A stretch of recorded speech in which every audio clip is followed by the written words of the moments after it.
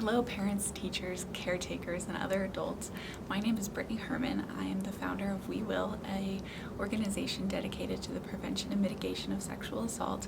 I'm also the author of the book, Do You Want a Cookie?, intended to teach children about consent in innocuous situations, allowing the parent or caretaker to bring in the sexual aspect of these concepts when the child is ready.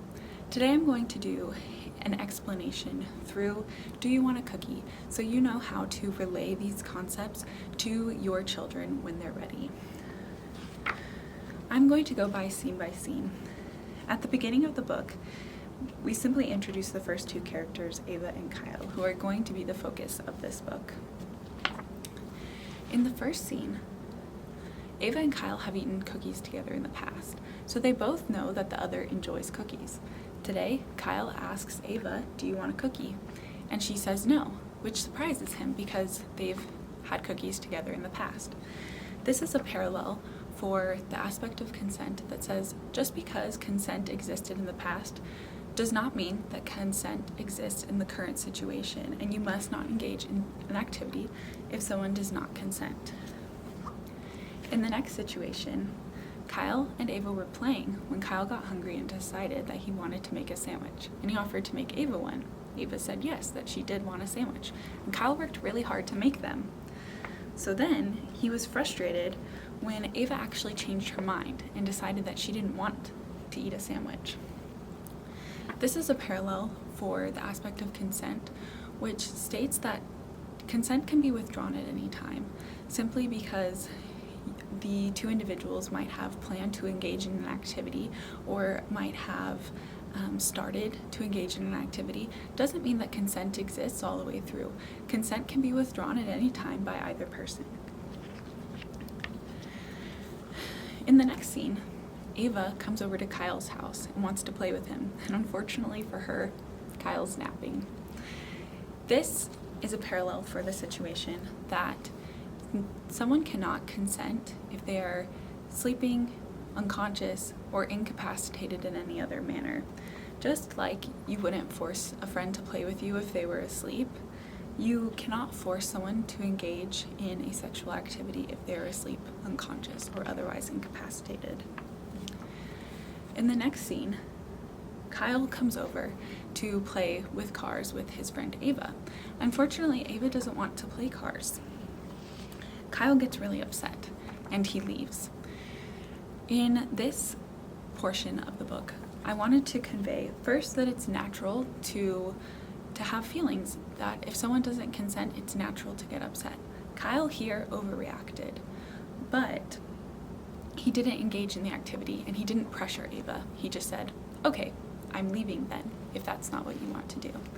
Which isn't necessarily the best way to react if someone doesn't consent, but Kyle respects Ava enough to say, "Okay, you don't consent to this, so I'm going to leave." Which in a situation that's sexually charged, it might be best to leave the situation, to find another activity to do, or to simply speak with one another to talk about it. So Kyle, because he doesn't obtain consent, does not engage in the activity, which is admirable and just what you should be doing generally. So in the next scene, Ava really wants to color with Kyle, and you see that she's asking him repeatedly, like, "Will you color with me? Will you color with me? Like, friends color together, like, you'll like it just for a little while." And then Kyle leaves and he sits with other friends, which was a good idea on Kyle's part. This is to show the aspect of coercion, meaning that consent cannot be obtained if you're coercing someone. Coercion means forcing someone to engage in activity through threat, physical force, or intimidation. Here we see Ava kind of engaging in that intimidation factor, where she's saying, like, come on, even though Kyle has said no repeatedly. No one should have to say no repeatedly because Ava should not be engaging in this behavior. Kyle leaves and he gets out of the situation. Sometimes with coercion, you are unable to leave and get out of the situation. And I think that that's an important thing to note with your children as well, that if they've been coerced, it's still not their fault, and just to help them understand what coercion is, so that the way they're able to talk to you about it if it happens to them, and so that way they don't do it to other people. In the next scene, Kyle offers Ava some milk, and at this point Kyle and Ava's friendship is really on the rocks.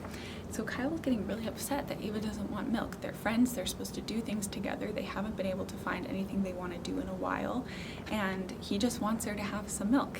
So he actually forces her, or tries to force her, to drink the milk, and you see here she's all wet with the milk poured over her. And obviously this is a horrible example of what someone should do. If you do not obtain consent, you cannot force someone to engage in an activity. You absolutely cannot. And then importantly, Ava goes and she immediately tells a teacher.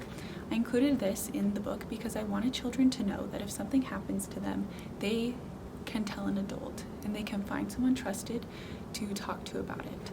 Just as important as it is to prevent sexual assault, we also want to make sure that those who endure a sexual assault know what to do afterward and have those tools. So that's what that portion of the book is about. Then finally, we see that Ava and Kyle, tensions have mounted. They simply just don't know if they're friends anymore, and they're not playing together. So then Kyle and Ava both miss each other, they're sad. They decide to go to each other with cookies and kind of offer a peace treaty of sorts, and both say yes. They both consent to eating cookies together, and then they go home and they eat cookies together and have a good time.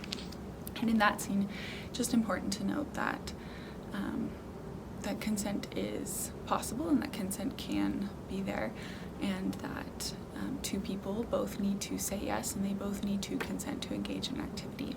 I hope that this book is a helpful tool for you and for your family in teaching your children consent, teaching them coercion, and teaching them what to do if something happens to them.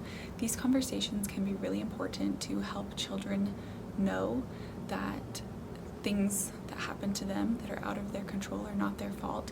Then additionally, that there are certain things that are completely inappropriate to do to other people. And as we teach this to the future generation, we can and we will prevent sexual assault and help survivors feel comfortable coming forward. Thank you.